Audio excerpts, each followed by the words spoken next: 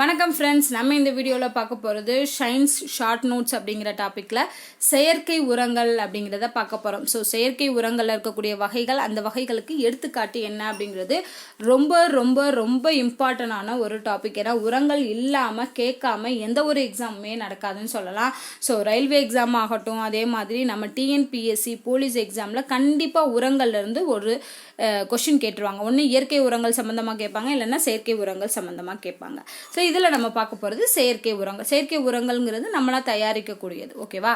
So இதில் பார்த்தோன்னா என்னென்ன வகைகள் இருக்குன்னு பார்த்தீங்கன்னா மொத்தம் 4 வகை இருக்குது. நைட்ரஜன் உரங்கள், பாஸ்பரஸ் உரங்கள், பொட்டாசியம் உரங்கள், இன்னொன்று வந்து கலவை ஓகே கலப்பு உரங்கள் அப்படின்னு சொல்லுவாங்க, அது பின்னாடி வரும். ஸோ இந்த 4 உரங்களுக்கும் என்னென்ன உரங்கள் எடுத்துக்காட்டு அப்படிங்கிறதா ரொம்ப முக்கியம். ஸோ மோஸ்ட்லி வந்து நைட்ரஜன் உரங்களுக்கு எடுத்துக்காட்டு என்ன, இல்லைன்னா இந்த 4ல் எது நைட்ரஜன் உரங்கள் அப்படிங்கிற மாதிரி தான் கேட்பாங்க. ஸோ நைட்ரஜன் உரங்களில் என்னென்ன வரும் அப்படின்னு பார்த்தீங்கன்னா மெயினாக யூரியாவும் அமோனியாவும் மட்டும் ஞாபகம் வச்சுக்கோங்க. அமோனியா வச்சு வரக்கூடியது ammonium sulphate, ammonium nitrate, sulphate nitrate, இது 2-3 வந்து நைட்ரஜன் உரங்களுக்கு எடுத்துக்காட்டு. ஸோ நைட்ரஜன் உரங்களில் என்ன வரும், மெயினாக யூரியா வரும், இன்னொன்று அமோனியம் சல்ஃபேட், அமோனியம் நைட்ரேட் வரும்.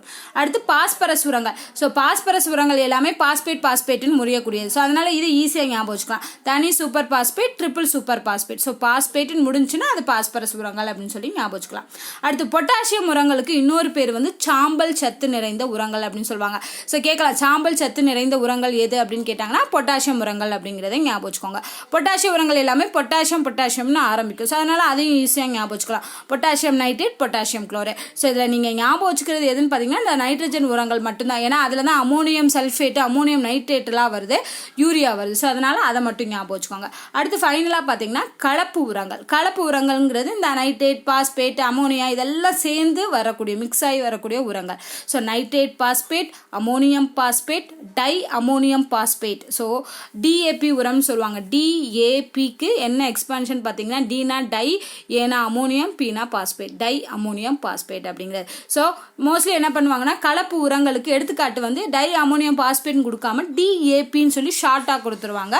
ஸோ அதனால டிஏபி உரம்ங்கிறது கலப்பு உரம் அப்படின்னு ஞாபகம் வச்சுக்கோங்க. So nitrate phosphate, ammonium phosphate அப்படிங்கிறதும் கலப்பு உரங்கள்லாம் வரும். ஸோ அவ்வளோதான். அமோனியம் பாஸ்பேட் மட்டும்தான் கலப்பு உரத்தில் வருது. அமோனியம் சல்ஃபேட், அமோனியம் நைட்ரேட் எல்லாமே நைட்ரஜன் உரங்களில் வருது. ஸோ அதனால் கன்ஃபியூஸ் ஆகக்கூடாது. அமோனியத்தில் வர்றது பாஸ்பேட் மட்டும்தான் கலப்பு உரத்தில் வரும், சல்ஃபேட்டும் நைட்ரேட்டும் நைட்ரஜன் உரத்தில் வரும். ஸோ அவ்வளோதான் செயற்கை உரங்கள். ஸோ இதே மாதிரி இயற்கை உரங்களும் இருக்குது. அண்ட் பூச்சிக்கொல்லிகள் அதெல்லாமே நம்ம அடுத்த வீடியோஸில் பார்க்கலாம். ஸோ இந்த வீடியோ உங்களுக்கு பிடிச்சிருந்தா லைக் பண்ணுங்கள், ஷேர் பண்ணுங்கள். நன்றி.